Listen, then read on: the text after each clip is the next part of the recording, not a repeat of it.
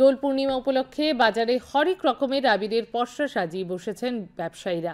বিক্রিও ভালো বলে জানিয়েছেন তারা।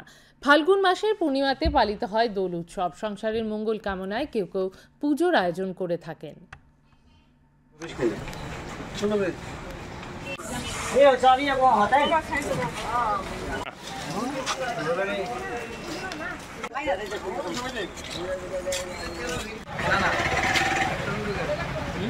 তো আমাদের তো রং দোল পূর্ণিমা চলছে, এখন একটু রং বিক্রি চলছে, কিন্তু মোটামুটি ওরকম না, মোটামুটি চলছে ভালোই।